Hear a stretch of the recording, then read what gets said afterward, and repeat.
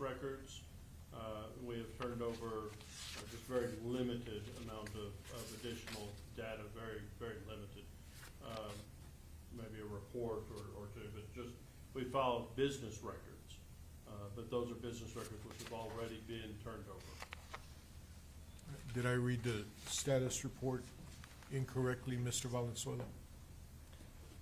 Yes, Your Honor. And we actually have something to make it helpful to get through the status report. We'll get to it then. The state's position on scheduling. Judge, we are ready to proceed to scheduling all pretrial matters, and we're asking the court to give us a scheduling order with scheduling deadline for pretrial motions, and then a scheduling order for hearing all pretrial matters, to include hopefully a deadline for turning over proposed jury questionnaires. Mr. Stevens, Mr. Spencer, Mr. Valenzuela, the court did wait almost 6 months since our last hearing, because at the last hearing you indicated the amount of time, at least 6 months, to sort through the discovery that already had been provided. Please give me an update at this point as to the defense's position on scheduling and where you're at with the discovery that you have present. Thank you, Your Honor. And if you may please, court. Judge, when we came in February, we set a plan out before the court as to what we plan to do after February and where we would be by September. And I just briefly want to go through some of what we've been able to accomplish in that time. So first, as the court is aware, when we were here last year, we showed this slide to show what type of production we received, when we received it, and how much there was there. We had about 2.4 million files through 264 productions, and that was as of February this year. Now, what we did with that in the time being since February is we took what they provided us and then we gave it over to the vendor that the court had here on the witness stand last time, Mr. Cooper. And what he was able to do is take the 2.4 million files, reduce it down to about 220,000. So it went from 11 terabytes to 0.3 terabytes. What that means, it's a reduction of 93%. Now, this is important in certain respects. First, there's two different types of data that's in discovery. There's something called manual natives. Manual natives is discovery that we manually have to review, such as videos, sometimes forensic reports. And the reason why is that we can't search through a video for certain actions or individuals walking or whatnot.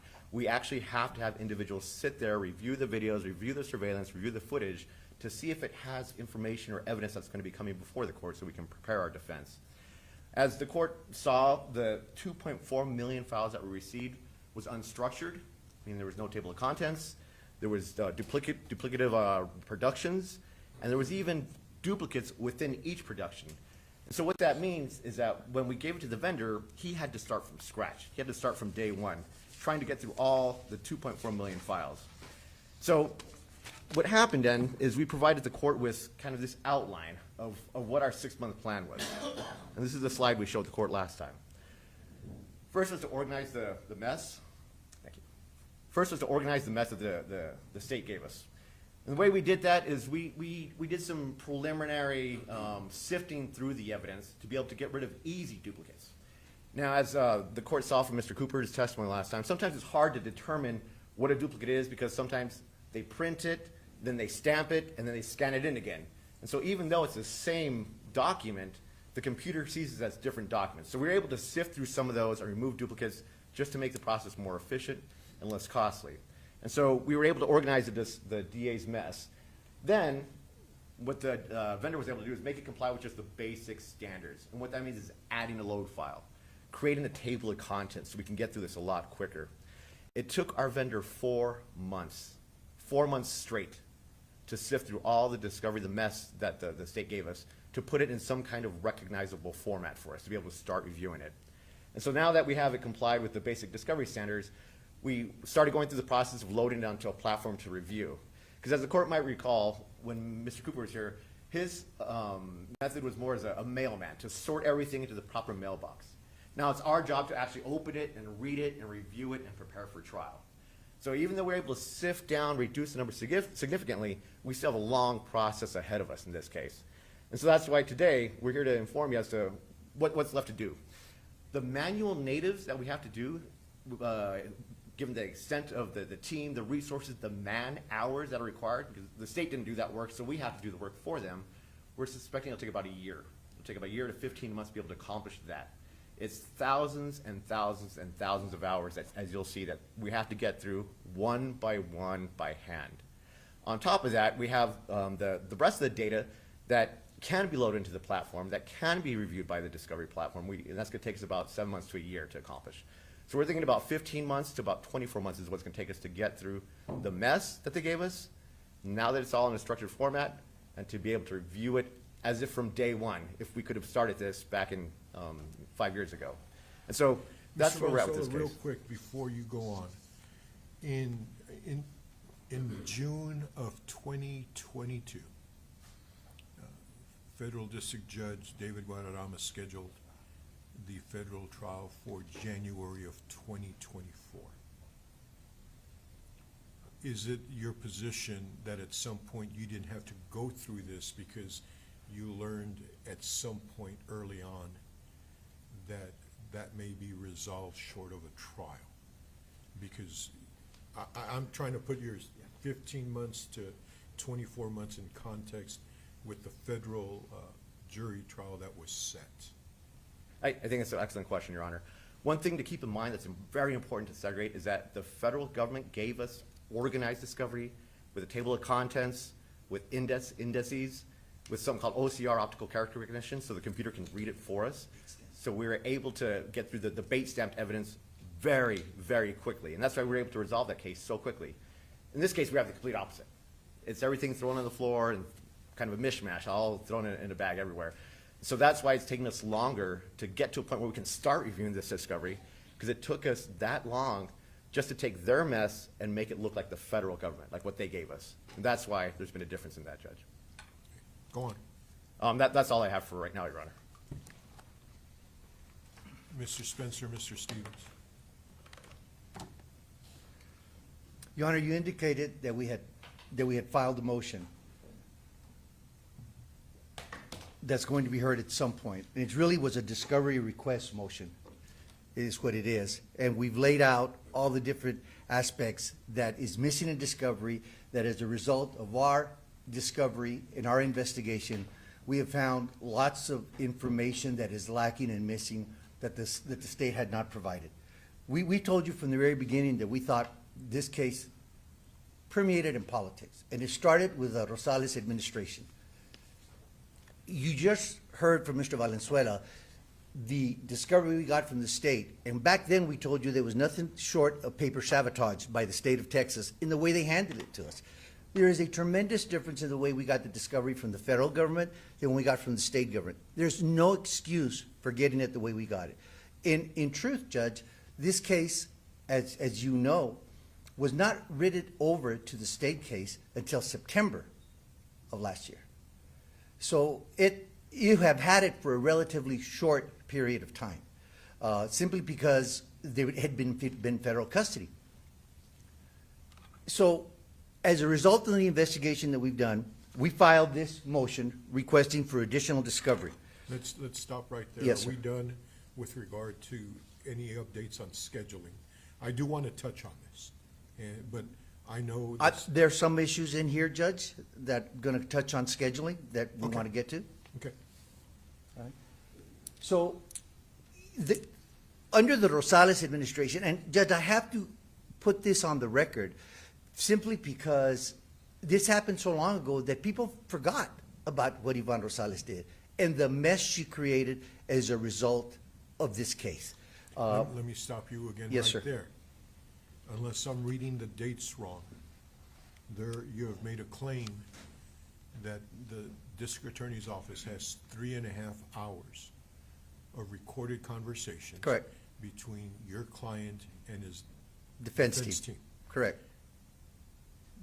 It appears that those recordings were gotten during the Esparza administration, or am I reading the dates wrong? And I'm going to get to those dates real quick for you, Your Honor.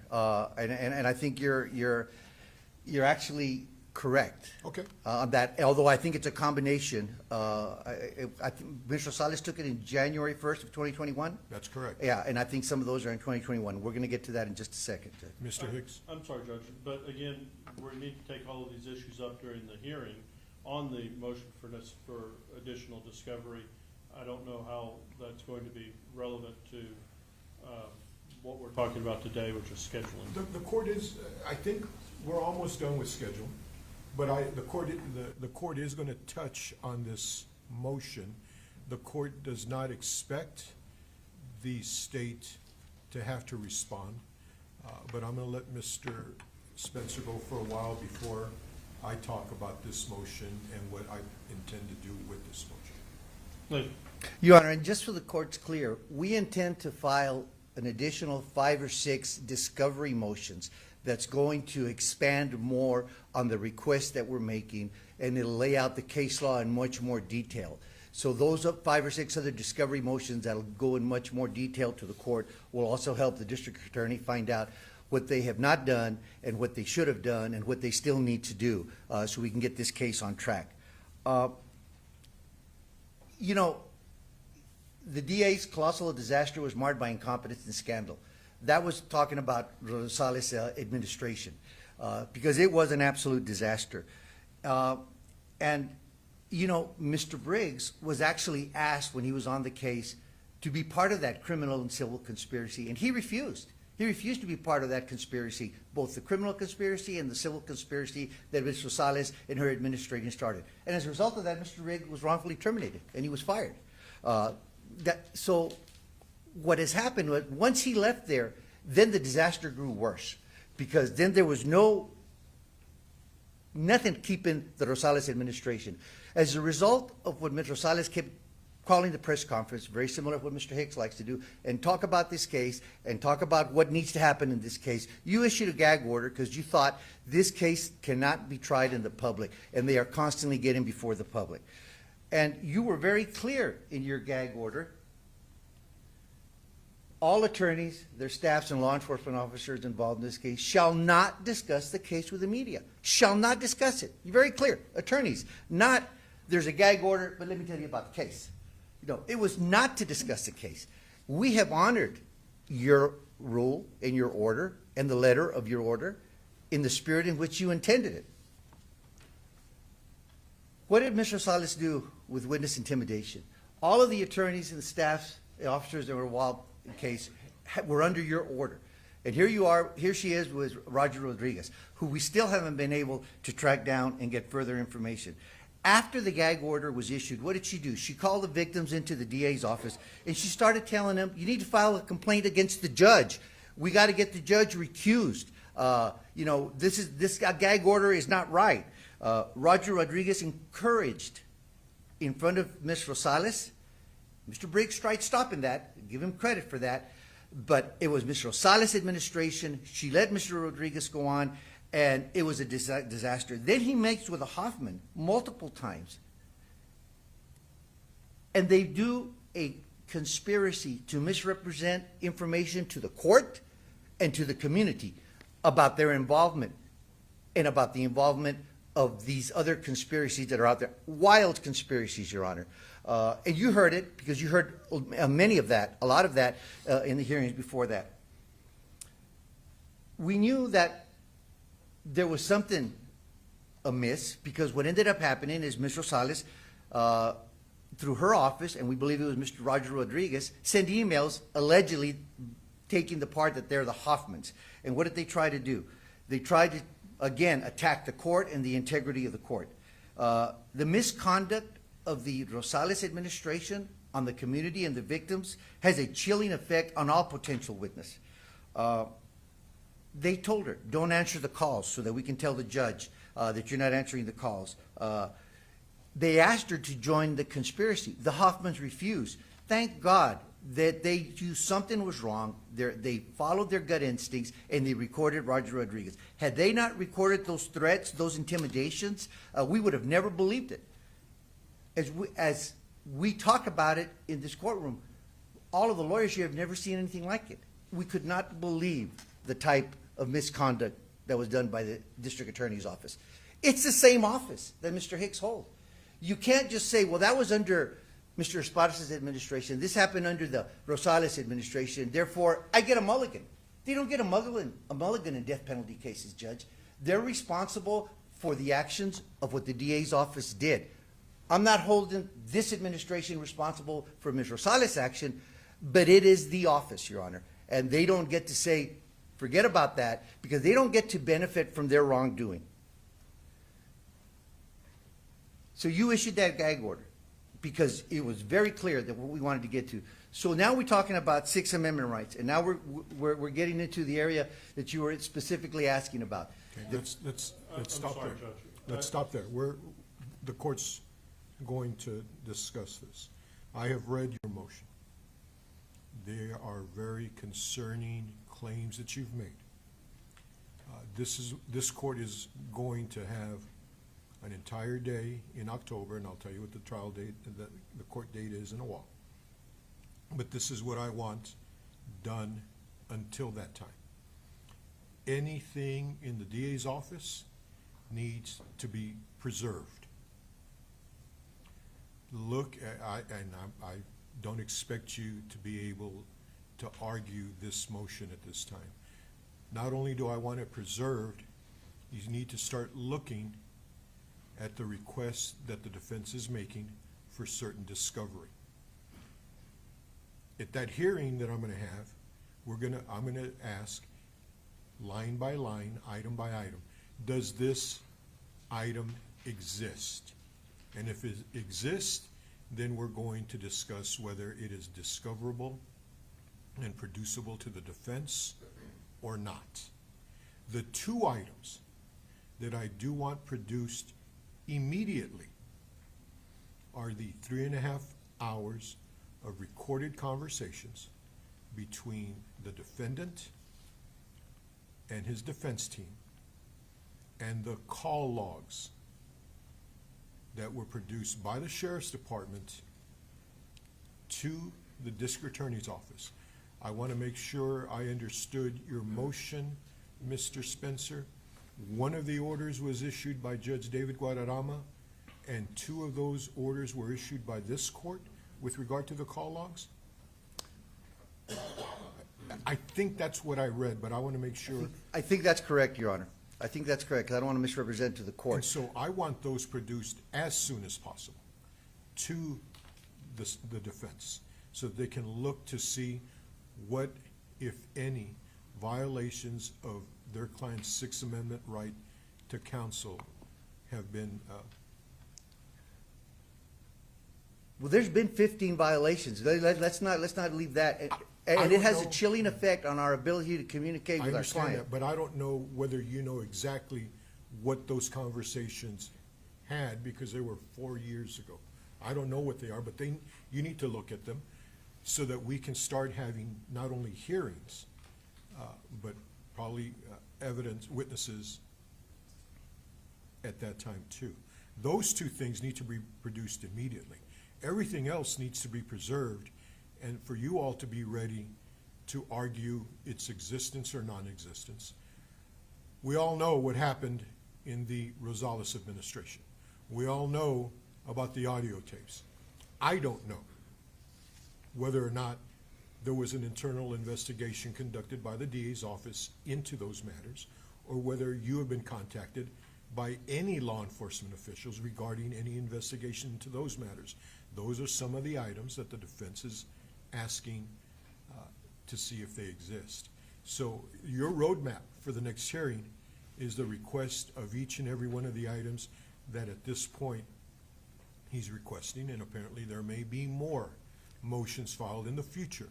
But we're not in a position to see how far and wide these claims go that we need to resolve. This is not going to be part of my scheduling order. This is separate and apart that we're going to do this year. How long will it take you to be ready to prepare for this hearing regarding this matter? Judge, there were 4 recorded calls. They've already been turned over, and after turning them over, we destroyed them. We don't have those calls And anymore. what I'm saying is, And I'm not gonna take this piecemeal. I I'm not understand. gonna do this now.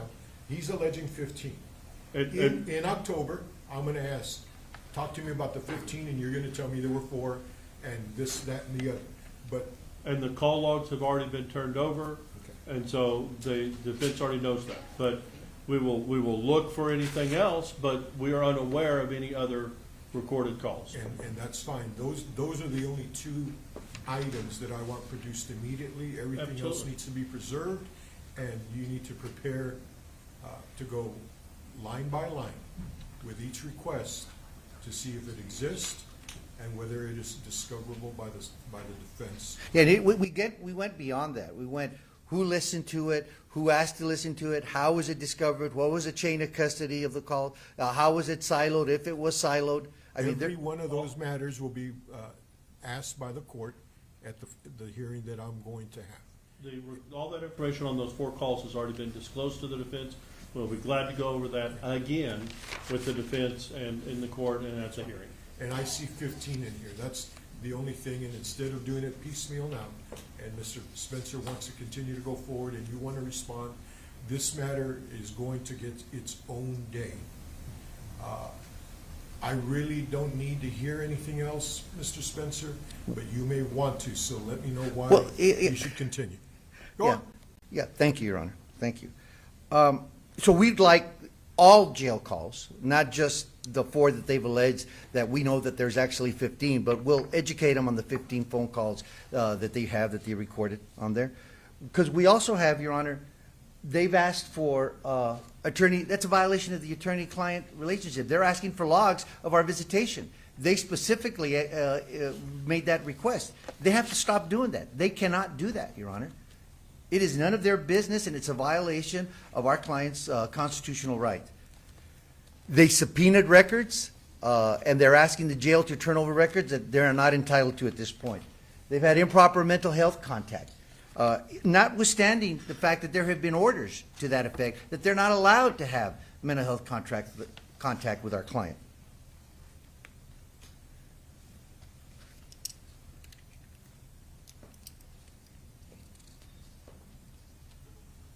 It has come to our attention in Mr. Crusius' cell, he's a folder that says attorney-client privilege communications, that someone went into his cell and reviewed his folder and then threw it back at him. We need information on who instructed those individuals to do that. We have issues of spoliation of evidence, Your Honor. So what do we have? We had 2 separate orders where the jail was instructed that they were to preserve and record Mr. Crucius' actions during the time that he was in custody. That was not done. We have approximately 20,000 hours of surveillance video that were destroyed or that are missing, approximately 2.5 years worth. And why is that important? Because that's important to show Mr. Crucius' mental health, lack of mental health, what he's going through in that cell. It's mitigating evidence. It's Brady evidence that they have an obligation to preserve that has been destroyed. And we have painfully been asking for that, and we are very concerned that we have more than 2 years' worth of video evidence that is mitigating and helpful to the defense that has been destroyed. Again, Judge, we clearly need a hearing on that because that was specifically agreed to by the defense, by the lead counsel for the defense, that was not needed. That's 24 hours. The defendant is recorded 24 hours a day. No one is watching that video from the defense or the state, and that was specifically agreed to that they don't need that recording. It's not held by the jail if it's not reviewed or requested after 30 days.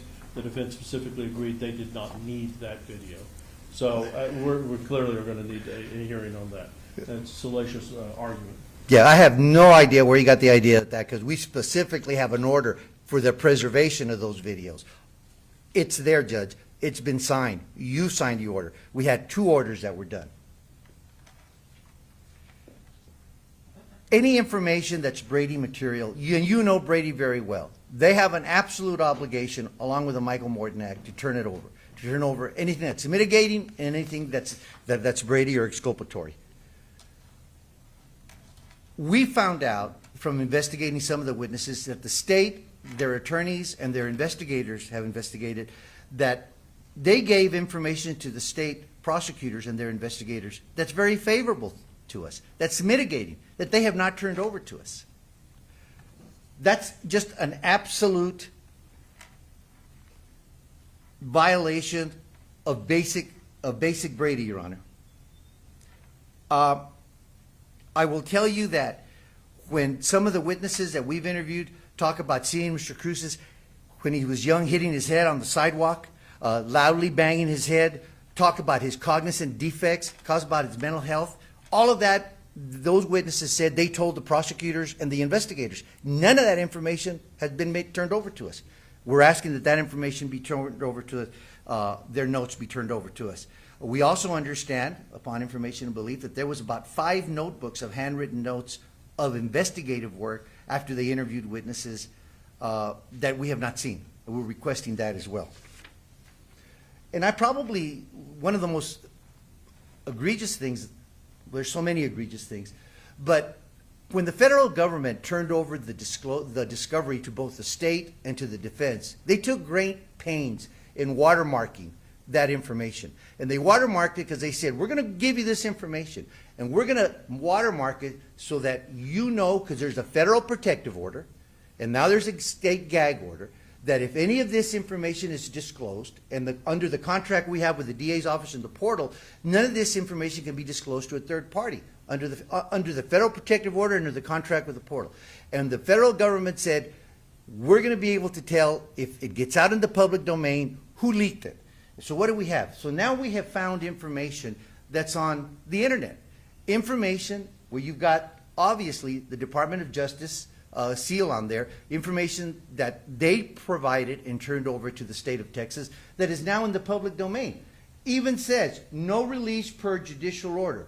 But then they go on and they actually talk about, at this presentation, information that's in evidence, that's in discovery, that's in the public domain. Why would they do that?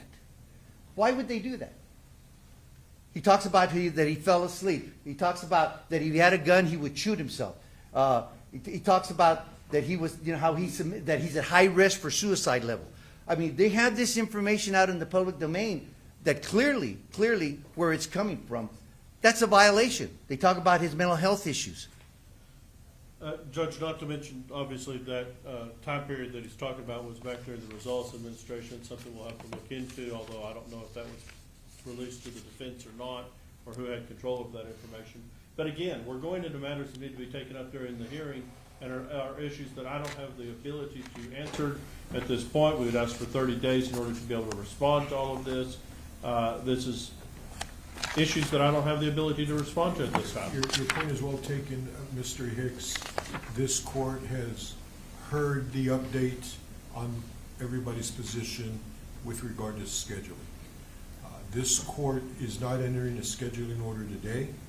This court will enter a scheduling order in this case before the end of the month. And it will be provided to both parties and filed in the court file. This court is going to have a hearing on the defendant's motion for discovery October 31st, 2024 at 9 o'clock. Be prepared to spend the whole day because we will be going through that order, and there may be other motions that are filed between now and then, but the one that is going to be heard on October 31st, 2024 at 9 o'clock is this motion that Mr. Spencer has been discussing. As I've said, preserve everything that is currently in the DA's office. Start looking at this motion because it will give you the roadmap as to what we're going to be looking for with regard to the defense request that they need. But the two things this court wants produced immediately are the ones regarding this defendant's Sixth Amendment rights. Your Honor, are you going to have the state, are you going to require the state to respond in writing to our motions? Or are they just going to show up, prepared. They're not going to give us any sort of response beforehand. I know they're coming up and they're telling you, you know, we're not ready, we're not ready, we're not ready. Many times they do call press conferences and say we're ready. They're not telling the court they're not ready for this motion. So they're going to get prepared for the motion along with the additional motions. Are you going to require the state to answer in writing any of our motions? Because I know under the civil arena, when opposing party doesn't file an answer to a motion, then it's deemed that they accept the motion. In a death penalty case, I would think that the state should be required to answer our motions in writing so that we can have a roadmap as well and find out exactly what the state's position is and whether or not they're dealing in fact or fiction to the court. At this point, the court's not going to require the state to respond in any manner, except to be prepared to respond by October 31st. That may change in any future motions for discovery or any future motions, but at this point, if it is your desire to respond by written motion, by written response, so be it, but at this point, the court's not requiring it. Thank you, Your Honor. Mr. I need to address the violation of the gag order, Your Honor, because it's going to be, you got till October 31st, we're going to have 31 more press conferences that Mr. Hicks is going to call. Judge, you made a point when you issued the gag order on February 23rd of 2024. You called us in chambers and you told us very clear, in no uncertain terms, I have been very liberal with the violations that have occurred in the gag order between both parties. I have been patient. However, I am putting both of you on notice. I said, from here on forward, I expect you to follow the letter of the law of my order and not violate the gag order. You recall that, Judge, because Mr. Hicks and the defense team was present when you said that. And we have constant violations of the gag order by Mr. Hicks. He gets on podcasts. He talks about, and he loves saying, there's a gag order, but let me tell you about the case. And let me tell you what has to happen in the case. And let me tell you why it has to happen about the case. Those are blatant violations. Judge, they don't get to benefit from their wrongdoing. Is this court going to do anything about those violations, or is the court going to allow him for another 45 days to continue to hold press conference about this case when the defense is following the state's gag order? Hold on, nobody, I'm talking. Mr. Spencer, this motion was filed 3 days before this hearing that this court scheduled for something else. You have made claims against the Esparza administration, the Rosales administration, and the Hicks administration. This court is scheduling those matters to be resolved on the date that I have announced today, and that's when we're going to do that. We are adjourned. Thank you, Your Your Honor, may I add one thing, just for clarification? Yes, sir, Mr. Stevens. We've heard about, it's a matter of the phone calls. We've heard about 4 phone calls, what Mr. Hicks says today. We know there's at least 15, and what we don't know is how many more there are. So we would ask that, in light of what the court specifically instructed, could we go beyond the 4 and the 15 to everything they might have recorded in violation of the attorney-client privilege? As I've said, everything needs to be preserved. We know at least 15 have been alleged by the defense, and under Brady and under 3914, if they're aware of any more than the 15 that you believe you know about, those matters need to be brought to the court's attention at the October 31st hearing. Honor. We're only aware of 4, but we will look for these 15 and we'll follow up appropriately, Judge. We Thank are you. adjourned. My coordinator will have court settings for you all. Thank you. Please.